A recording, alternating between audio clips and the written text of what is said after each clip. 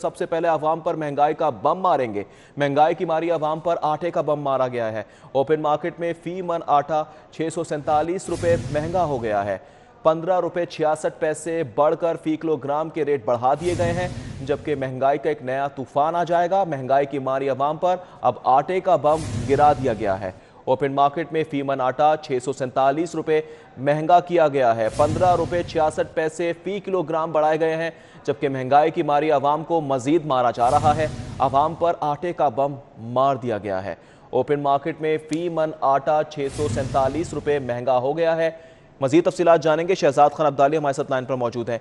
शहजाद, बताएगा आवाम पर इतना बड़ा बम मारा गया है, 15 रुपए 66 पैसे फी किलोग्राम।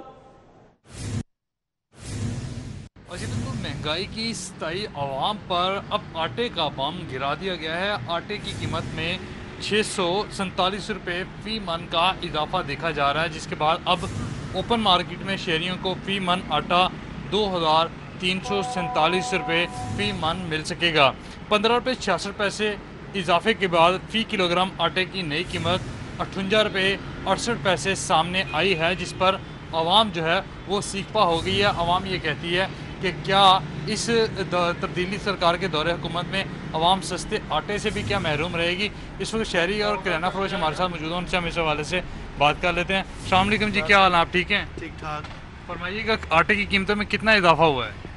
आटे की कीमत में 15 से 16 रुपये तक पर केजी इजाफा हुआ है। फीमन आटे की कीमत क्या होगी अब? 2347 रुपये पर मन हो गई है। 2347 रुपये। अस्सलाम वालेकुम जी, आप ठीक ठाक हैं? बिस्मिल्लाह। सर, आटे की कीमतें 647 रुपये फी मन जो है बढ़ गई हैं। अब तकरीबन 2347 रुपये मन हो गया। आप समझते इससे आम आदमी पे बोझ बढ़ेगा मजीद? सर, बोझ तो बढ़ गया है कि बढ़ना क्या है, तो बढ़ चुका है। परेशान है, हाल है लोग, बहुत तंग। हर चीज़ देखो, जाके फ्रूट देखो, लेके पूछ के देखो उनको, हर चीज़ महंगी है, बहुत परेशान है लोग। यानी इस गवर्नमेंट के दौरे हुकूमत में सबसे जो बड़ा मसला वो आप समझते महंगाई है? सबसे मेरी 75 साल उम्र हो गई है, इन्नी महंगाई किसी दौर च नहीं वेखी, किसी बादशाही च नहीं वेखी जिन्नी ये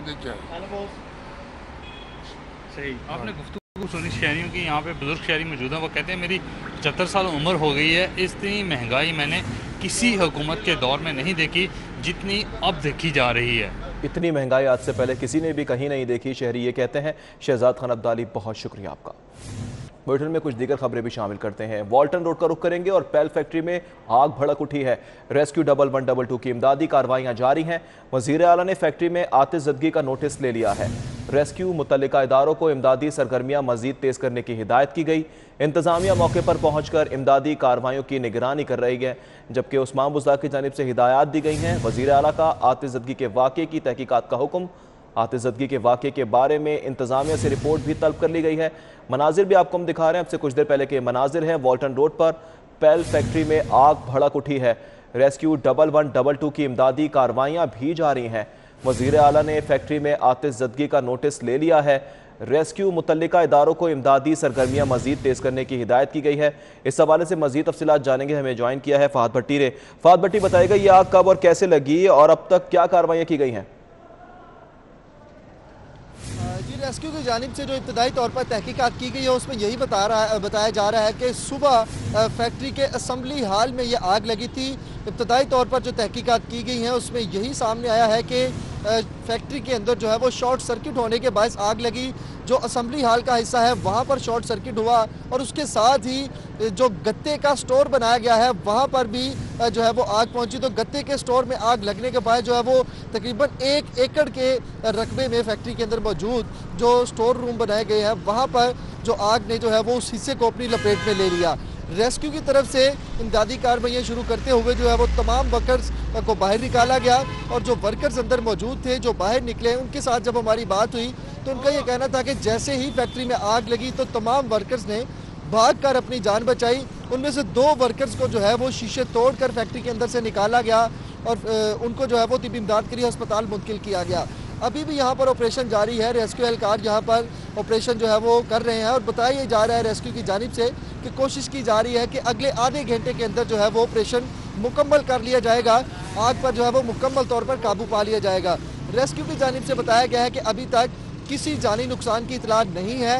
आग पर मुकम्मल तौर पर जो है वो काबू पाने के बाद कूलिंग का अमल शुरू किया जाएगा और कूलिंग का अमल ख़त्म होने के बाद जो है वो रेस्क्यू एहलकार फैक्ट्री के अंदर जाएंगे, जाकर बाकायदा तौर पर तहकीकात करेंगे कि किस वजह से आग लगी थी फैक्ट्री के अंदर। जी ठीक है, फहाद भट्टी हमें तफसीलात से आकर रहे थे, आपका बहुत शुक्रिया। जबकि रेस्क्यू अमला ये बता रहा है कि अगले आधे घंटे के अंदर आग पर काबू पा लिया जाएगा, जिसके बाद बाकायदा कूलिंग का प्रोसेस शुरू होगा और उसके बाद फिर रेस्क्यू का अमला अंदर जाएगा फैक्ट्री के अंदर और ये मालूम करेगा कि आया ये वाकया किस तरह से पेश आया। जबकि आपको ये भी बताएं कि इस मौके पर ऐनी शाहिदीन भी वहां मौजूद थे, उनका क्या कहना है वो भी आपको दिखाते हैं। ये हम अंदर काम कर रहे थे, उस वक्त ये कुछ शॉर्ट सर्किट हुआ, उसकी वजह से आग लग गई है। जो लड़के थे ज़्यादातर बाहर आ गए, 1-2 लड़के थे जो अंदर फंस गए थे, वो बाद में गए, 5-7 लड़के गए हैं, उन्होंने शीशा तोड़ के उन्हें बाहर निकाला। नीचे फैनल लाइन पे गत्ता वगैरह पड़ा है, उधर कोई शॉर्ट सर्किट हुआ है तो आग ने यकदम वो अपनी लपेट में लिया है। वर्करों ने बहुत मुश्किल अपनी जान बचाई है। फैक्ट्री का तकरीबन 5-6 एकड़ का हिस्सा है, तकरीबन कम अज कम इसमें 10-12 सेक्शन आते हैं जहां आग लगी हुई है। बिल्कुल, ऐनी शाहिदीन बता रहे हैं कि आग तकरीबन 5 से 6 एकड़ रकबे पे लगी है, जबकि वॉल्टन रोड पर पेल फैक्ट्री में आग भड़की है। इमदादी कार्रवाइयाँ इस वक्त जारी हैं। वॉल्टन रोड पर पेल फैक्ट्री में आग लगी हुई है।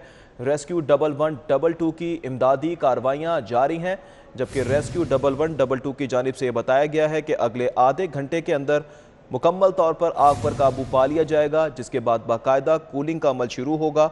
और ये भी बताया जा रहा है कि इस वाक़े में अब तक किसी किस्म की कोई कैजुअलिटी रिपोर्ट नहीं की गई है।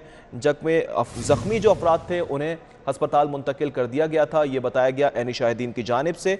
जबकि इस वक्त मनाजिर भी आपको हम दिखा रहे हैं, हर तरफ काले धुआं और काले धुएं के बादल नज़र आ रहे हैं। वज़ीर आला ने भी इस फैक्ट्री में आतिशज़दगी के वाक़े का नोटिस ले लिया और रेस्क्यू मुतल्लिका इदारों को इमदादी सरगर्मियाँ मज़ीद तेज़ करने की हिदायत कर दी है। इंतज़ामिया मौके पर मौजूद है और इमदादी कार्रवाइयों की निगरानी कर रही है। कोरोना वबा की शिद्दत बरकरार है। मोहलिक वायरस मजीद 43 कीमती जिंदगियां निगल गया है। कोरोना वायरस के 1452 नए मरीजों की तस्दीक हुई है, जबकि कोरोना के लगातार वार जारी हैं। कोरोना वबा की शिद्दत बरकरार है। मोहलिक वायरस मजीद 43 कीमती जिंदगियां निगल गया है। कोरोना वायरस के 1452 नए मरीजों की तस्दीक भी हो चुकी। सरकारी और प्राइवेट अस्पतालों में मजमूई तौर पर 1272 मरीज दाखिल हैं। कोरोना के 817 कन्फर्म और 444 मुश्तबा मरीज जेर इलाज। कोरोना के 247 मरीजों की हालत तशवीशनाक, वेंटिलेटर पर मुंतकिल। अस्पतालों में 673 मरीज हाई डिपेंडेंसी यूनिट और 352 मरीज आइसोलेशन वार्ड में दाखिल हैं, जबकि कोरोना वायरस के 1452 नए मरीजों की तस्दीक हो चुकी है। कोरोना के वार लगातार जारी हैं। मोहलिक वायरस मजीद 43 कीमती जिंदगियां निगल गया। कोरोना वायरस के 1452 नए मरीजों की तस्दीक। सरकारी और प्राइवेट अस्पतालों में मजमूई तौर पर 1272 मरीज दाखिल हैं। दूसरी जानिब ड्रैब की रजिस्ट्रेशन के नाम पर कदगन। ड्रैब की रजिस्ट्रेशन मेडिकल डिवाइसेस की दरामद की राह में रुकावट। बड़ी तादाद में ऑक्सीजन सिलेंडर्स मेडिकल डिवाइसेस की दरामद इल्तबा से दोचार हो गई। ऑक्सीजन सिलेंडर्स की मुल्क भर में शदीद किल्लत है। ब्लैक में कीमत मजीद बढ़ा दी गई। ऑक्सीजन सिलेंडर्स और कोरोना में इस्तेमाल होने वाले आलात पोर्ट पर पड़े हैं। जरा ये बता रहे हैं कि हुकूमत ने ऑक्सीजन सिलेंडर्स की किल्लत दूर करने के लिए कोई इकदाम नहीं किया है। मजीद आपको बताएं कि ऑक्सीजन सिलेंडर की मुल्क भर में शदीद किल्लत पैदा हो सकती है। ब्लैक में भी कीमत बढ़ाई गई है। Senior health reporter Zahid Chaudhary हमारे साथ मौजूद हैं, उनसे मजीद तफसीलात जानेंगे। जी जाहिद चौधरी। जी, कोरोना वायरस की हालिया जो तीसरी लहर है, इसके दौरान ऑक्सीजन का इस्तेमाल बहुत तेजी के साथ बढ़ा है और गुज़श्ता चंद हफ्तों के दौरान जो ऑक्सीजन का इस्तेमाल है वो आम मामूल के लिहाज से जो है वो 10 गुना उसमें इजाफा हो चुका है। लेकिन इस वक्त सबसे बड़ा जो चैलेंज दरपेश है कि ऑक्सीजन सिलेंडर जो है वो मार्केट में नायाब हो गए हैं और पेशेंट्स के लिए वो ऑक्सीजन सिलेंडर दस्तयाब नहीं, या फिर वो ब्लैक में भी जो है वो अब मिलना मुश्किल हो गए हैं और ऑलमोस्ट डबल कीमत से ज्यादा में जो है वो ऑक्सीजन सिलेंडर जो है वो अगर मिल जाए तो वो फरोख्त किए जा रहे हैं। दूसरी जानिब ज़राए ने यह बताया है कि ड्रैब की गफलत की वजह से हजारों की तादाद में न सिर्फ ऑक्सीजन सिलेंडर बल्कि वो तमाम मेडिकल डिवाइसेस जो कोरोना के इलाज में इस्तेमाल होती हैं उनकी शिपमेंट्स पोर्ट्स के ऊपर पड़ी हैं, लेकिन ड्रैब की गैर जरूरी रजिस्ट्रेशन का जो तवील और डिलेड अमल है उसकी वजह से ये शिपमेंट्स क्लियर नहीं हो पा रही और इसका अब जो है वो किराया तक पड़ रहा है इम्पोर्टर्स को, जिसकी वजह से इम्पोर्टर्स ने आइंदा मजीद जो है वो जो अपनी जो शिपमेंट्स हैं वो मंगवाने का सिलसिला भी फिलहाल रोक दिया है, जिससे आने वाले दिनों में मजीद बहरान जो है वो शिद्दत इख्तियार कर सकता है। इस वक्त सबसे बड़ा चैलेंज जो है वो फूड के ऊपर पड़ा हुआ, जो ना सिर्फ सिलेंडर्स हैं क्योंकि ये तमाम इम्पोर्ट होते हैं, इसके साथ साथ दीगर मेडिकल डिवाइसेज हैं जो इसके साथ इस्तेमाल होती हैं कोरोना वायरस के इलाज मुआवजे में। ये तमाम जो सिलेंडर्स और डिवाइसेज हैं उनकी बड़ी तादाद जो है वो हजारों की तादाद में जो शिपमेंट्स हैं वो इस वक्त पोर्ट पर क्लियर होने की मुंतजर हैं, लेकिन ड्रैब अभी तक इस हवाले से कुछ नहीं कर सका। ठीक है, जाहिद चौधरी हमें तफसीलात से कर रहे थे, बहुत शुक्रिया आपका। आगे बढ़ेंगे। 7 लाख सरकारी मुलाजमीन को बजट से कबल डिस्पैरिटी अलाउंस देने की सिफारिशात काबीना को पेश कर दी गई हैं। महकमा खजाना पंजाब ने सब कमेटी की सिफारिशात पर 4 मुख्तलिफ तजावीज़ पेश की हैं, जिसमें किसी एक पर वज़ीर आला पंजाब काबीना के इजलास में मंजूरी देंगे।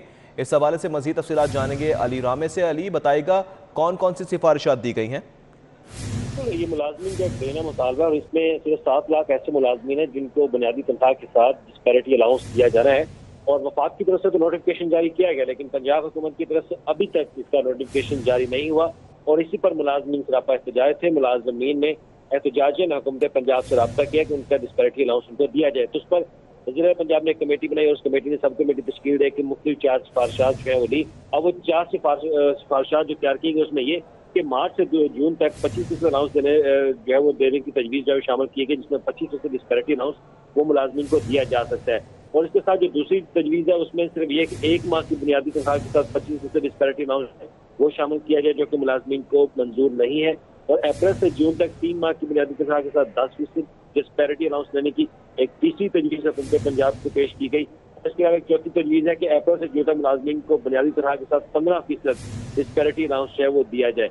ये वो 3 तजवीज़ है जिस पर मुलाजमीन राजी नहीं है, मतलब वो मंजूर नहीं करते, मुतफिक नहीं है। लेकिन जो पहली तजवीज़ ये है कि 4 माह की तनख्वाह बजट से कबल 25% डिस्पैरिटी अलाउंस के साथ दी जाए, तो इस पर वो रजामंद है, लेकिन पंजाब हुकूमत इस पर रजामंद नहीं हो रही। अब इसलिए सब कमेटी की 4 सिफारिशें वज़ीर पंजाब को भेजी गई। वज़ीर पंजाब कैबिनेट कमेटी में इसकी हतमी अप्रूवल देंगे। आया वो 4 माह बजट से कबल 4 माह की तनख्वाह बुनियादी तनख्वाह 25% डिस्पैरिटी अलाउंस के साथ देंगे, या फिर दीगर जो मुख्य सिफारिशात हैं 3 जो सब कमेटी की तरफ से दी गई उन पर वो अपनी राय का इजहार करते हैं। ठीक है अली रामे, बहुत शुक्रिया। ई चालान अदा न करने वालों को पकड़ने के लिए हिकमत अमली तैयार की गई है। सेफ सिटीज ने एक्साइज से मिलकर नई हिकमत अमली तैयार कर ली है। ई चालान अदा न करने वाले टोकन टैक्स की अदायगी पर पकड़े जाएंगे। ट्रांसफर या दीगर गाड़ी के मुतल्लिका ट्रांजैक्शंस पर भी ई चालान की कटौती हो जाएगी। मजीद क्या प्लान बनाया गया है, तफसीलात जानेंगे अली साही से। जी अली। जी बिल्कुल, सेफ सिटीज अथॉरिटी और महकमा एक्साइज की जानब से ज़ेर इल्तवा ई चालान जो शहरियों की जानब से लाखों की तादाद में मौजूद हैं, 20 लाख के करीब ऐसे ई चालान हैं जो अभी तक शहरियों की जानब से जमा नहीं करवाए गए, जिस पर सेफ सिटीज अथॉरिटी की जानब से ट्रैफिक पुलिस के साथ मिलकर भी कंपेन की गई, लेकिन खातर खा नताइज नहीं मिले। 3 रोज़ कबल सेक्रेटरी एक्साइज की जानब से सेफ सिटीज अथॉरिटी का विजिट किया गया, जहाँ पर ये बात तय पाई है कि आइंदा जो भी ई चालानिंग होगी, जो भी ज़ेर इल्तवा ई चालान होंगे, तो वो महकमा एक्साइज में गाड़ी मालिक जब भी ट्रांजैक्शन कराएगा यानी ट्रांसफ़र कराएगा या टोकन टैक्स अदा करेगा, तो उसके साथ ही ज़ेर इल्तवा ई चालान की रकम भी काट ली जाएगी और वसूल की जाएगी, जिसमें महकमा एक्साइज को 2% रकम की अदायगी दी जाएगी। तो इसी हवाले से तमाम जो कानूनी तरामीम होंगी उसी हवाले से समरी तैयार करके हुकूमत को सेफ सिटीज अथॉरिटी की जानब से भिजवा दी गई है। जो ही मंजूरी होगी तो ज़ेर इल्तवा चालान की कटौती के लिए सेफ सिटीज अथॉरिटी की मुआवनत जो है वो महकमा एक्साइज करेगा। अब तक शहर में 20 लाख से ज़ायद ई चालान ज़ेर इल्तवा हैं और करोड़ों रुपए की रकम जो है वो ई चालान की मद में शहरियों की जानब वाजिबुल अदा है। तो इस पर अब महकमा एक्साइज जो है वो सेफ सिटी के साथ मिलकर ऑपरेशन करेगा और तमाम प्लान तैयार कर लिया गया है। अली साहिब, बहुत शुक्रिया। चौधरी शुजात परवेज इलाही फैमिली के 12 अरकान के खिलाफ इंक्वायरी बंद करने का मामला। नैब की चौधरी बरादरान के खिलाफ रेफरेंस बंद करने की सदा पर समात। एहतसाब अदालत के जज शेख सज्जाद ने समात 3 मई तक मुलतवी कर दी। मजीद तफसीलात जानेंगे senior court reporter Shaheen Atiq से। जी शाहीन अतीक साहब। नैब की तरफ से एहतसाब अदालत में चौधरी शुजात, चौधरी परवेज इलाही, चौधरी मूनस, शाफिया समेत 12 अराकीन की जो इंक्वायरी थी वो बंद करने के लिए यहाँ पर नैब की तरफ से दरख्वास्त जो है वो एडिशनल जो जज हैं उनकी अदालत में जो है वो दी गई है, जिनमें ये मौक़िफ़ अख्तियार किया गया है कि हमने इंक्वायरी की थी। चौधरी बरादरान की एक आमदन से ज़ायद असासा केस था और दूसरा गैर कानूनी भर्ती, इन दोनों केसों की हमने इंक्वायरी की है। इसमें कोई शवाहद जो है वो सामने नहीं आए, लिहाजा हमारी इस्तदा है कि ये 3 इंक्वायरियाँ जो हैं इनको बंद कर दिया जाए, जिस पर अदालत ने कार्रवाई 3 मई तक मुलतवी की है और अदालत ने प्रोसिक्यूटर जो है उनको हदायत की कि वो आइंदा जो है वो इस हवाले से दलाइल दें और तफ्तीशी अफसर को भी कहा है कि अदालत में 3 मई को जो है मौजूद रहे। उसके बाद अदालत जो है वो अपना फैसला जो है वो सुनाएगी। अदालत में जो दरख्वास्त दी गई थी उसमें ये कहा गया था कि चौधरी बरादरान ने आमदन से ज़ायद असासे बनाए हुए हैं और दूसरा चौधरी परवेज राई जब ये मिनिस्टर थे इन्होंने जो है वो गैर कानूनी भर्ती की थी। ताहम ये दोनों इल्ज़ाम जो हैं वो साबित नहीं हुए। ये इंक्वायरी जो है वो 12 अप्रैल 2000 में इसका आगाज़ किया गया था। 11 मार्च 2015 को इंक्वायरी जो है वो यहाँ लाहौर मुंतकिल हुई और 19 जनवरी 2021 में चेयरमैन नैब ने इस इंक्वायरी को बंद कर दिया। ठीक है, शायद हमें तफसीलात से आकर रहे थे, आपका बहुत शुक्रिया। इसी के साथ ही न्यूज़ स्टूडियो से फिल वक्त इतना है।